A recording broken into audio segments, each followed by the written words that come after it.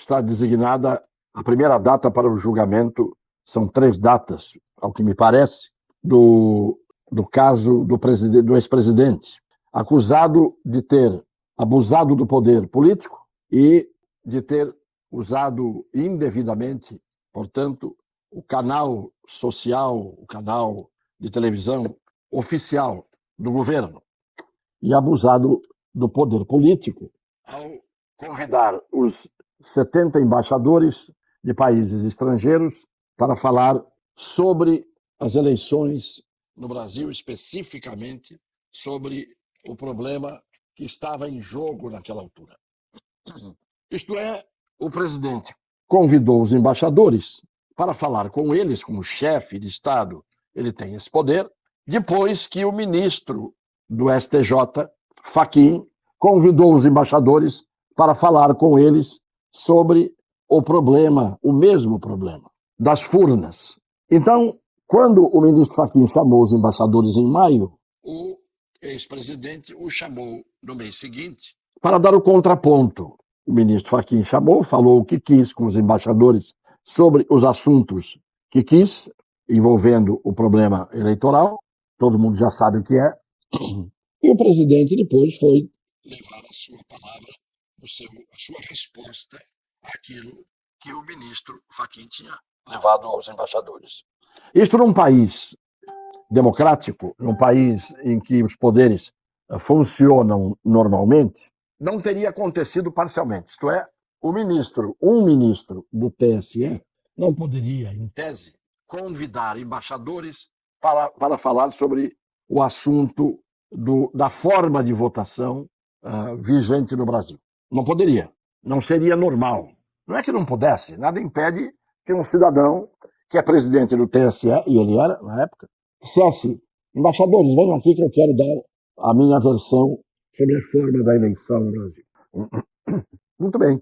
Mas se ele podia e fez, nada impediria que o chefe de Estado, presidente da República, chamasse os mesmos embaixadores para dizer: olha, vocês conversaram lá com o ministro. Agora, eu estou pedindo para que os senhores me ouçam. Num país democrático, isto seria absolutamente normal. Não haveria nenhum tipo de irregularidade por parte do presidente da República, ao chamar os embaixadores para dar a sua versão, depois, repito, de os embaixadores terem ouvido a versão do ministro do Tribunal Eleitoral, que não é assunto da alçada dos embaixadores. Eles não têm nada a ver com o sistema eleitoral do Brasil, mas foram chamados, então o chefe de Estado resolveu chamá-los também para dar a sua versão sobre aquela história do sistema eleitoral do Brasil. Pois bem, por causa disto, e porque o presidente chamou a televisão, que é para não haver dúvida, não haver clandestinidade, não haver nada feito às escondidas, o presidente chamou a televisão. Quem quisesse ver o que aconteceu naquele encontro, estava ali a televisão mostrando, enquanto era a conversa do ministro do TSE, da altura, com os embaixadores, não tem a versão divulgada. Imagens e sons daquela história não apareceram. Pois bem, por causa disto, o presidente está respondendo por um não crime e com o risco de ser inelegível. Por 8 anos. Eu não vou aqui repetir o que todo mundo já disse, que quando a presidente Dilma Rousseff foi julgada e cassada, sofreu impeachment, o ministro do Supremo, Lewandowski, indicado pelo PT para o cargo, fez o que estava contra o dispositivo constitucional. Ele decretou o impeachment por decisão do Congresso Nacional, mas não cassou os direitos políticos, o que estava previsto. Então, hoje o presidente saiu, no julgamento de amanhã, ele pretende ter um tratamento, no mínimo, igual ao que teve a presidente Dilma. Pois bem, se ela não perdeu os direitos políticos lá e sofreu impeachment, agora, por que o entendimento jurídico teria que mudar? Teria que ser o mesmo. Isto é o que se chama de equidade. Isso é o que se chama de fazer justiça. A arte do bom e do igual. Ars boni et equi. A arte do bom e do igual. Segundo aspecto é que mesmo que não se desse o tratamento igual, não teria que se dar tratamento nenhum de punição ao presidente que saiu, porque o presidente que saiu, repito mais uma vez, não cometeu nenhum ilícito ao chamar os embaixadores e dar a sua versão, porque a iniciativa não foi dele, a iniciativa de chamar embaixador foi do ministro, à altura presidente do Tribunal Eleitoral. Então, o que nós estamos vendo no Brasil de hoje é algo que assusta, porque não é um caso isolado, um fato isolado. A destruição política de um adversário você pode fazer ganhando dele nas urnas. A destruição, modo de dizer, isto é, a derrota, que muitas vezes pode levar à destruição de uma carreira política. Agora, você destruir alguém inventando um crime que não houve e acusando esta pessoa de algo que lhe tira os direitos políticos, que é uma garantia de todo cidadão brasileiro, garantia constitucional, garantia indiscutível em todo país democrático do mundo, você não caça direitos políticos, a não ser que há, em caso de haver uma gravíssima acusação por um fato criminoso. No caso, não houve crime, portanto, não há gravíssima acusação nenhuma.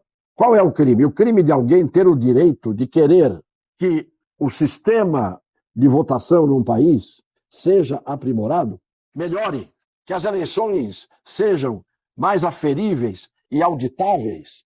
Isto é crime? Não, isto é aprimoramento do sistema, que vai até contra mim.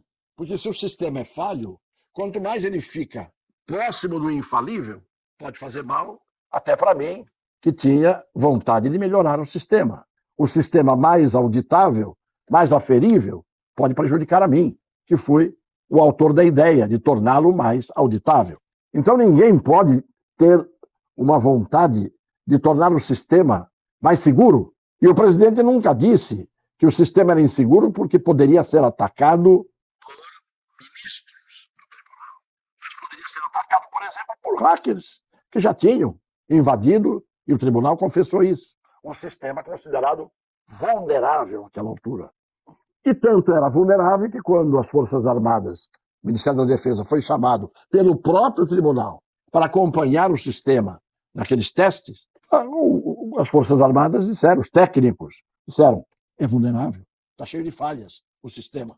Portanto, essa discussão era absolutamente normal dentro de um país democrático. Agora, em um país em que o sistema, não eleitoral, mas o sistema, se junta para criar uma situação de prevalência política, de dominação política, ou de hegemonia política, em que todos os interessados em derrotar um adversário vão às últimas consequências, levando essas consequências ao ponto de matar os direitos políticos de alguém que não cometeu nenhum ato que, perante a Constituição e a lei, justifique esse assassinato político eleitoral, isto é gravíssimo e todo mundo sabe que é.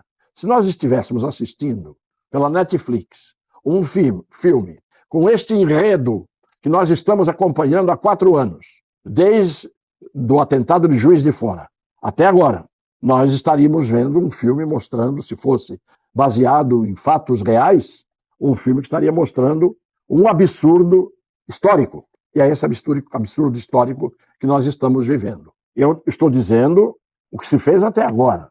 O julgamento ainda não aconteceu e o resultado, portanto, do julgamento ainda não existe. Mas alguém tem dúvida de como terminará esse julgamento diante de tudo aquilo que se fez até agora em matéria de desvirtuamento das leis e da Constituição no Brasil? Era preciso, sim, que a imprensa estrangeira fosse convidada, parece que foi, pelo tribunal para assistir o julgamento. Mas era preciso que a imprensa estrangeira fosse convidada para assistir também o que aconteceu antes do julgamento, os fatos anteriores ao julgamento, os fatos que culminam com a situação em que o Brasil está vivendo hoje. Mas eu acho que todo mundo perdeu a noção da ética, do senso de justiça, da prudência. Eu estou começando de forma mansa. Eu acho que quase todo mundo perdeu a noção do que é justo, do que é certo, do que é moral. Perdeu-se. Tudo isso se perdeu. Há uma meia dúzia de pessoas ainda muito indignadas, uma grande massa amorfa, búlica, inerte, passiva, que está se contentando com tudo isso, e há uma situação que está cada vez mais grave de abuso de poder, ostensivo, explícito, expresso, e o Brasil, anestesiado pela omissão e pela covardia de grande parte dos seus homens dito públicos, daqueles que exercem, a palavra está mal empregada, o poder, isto é, valem-se do poder para fazer o que querem, o Brasil está realmente indo para o mesmo destino que teve este submersível, o Titã. Pode vir uma implosão mais demorada, tão rápida quanto a desta nave, e os que estavam dentro, nós sabemos que destino terão. Um beijo no coração das pessoas de boa fé.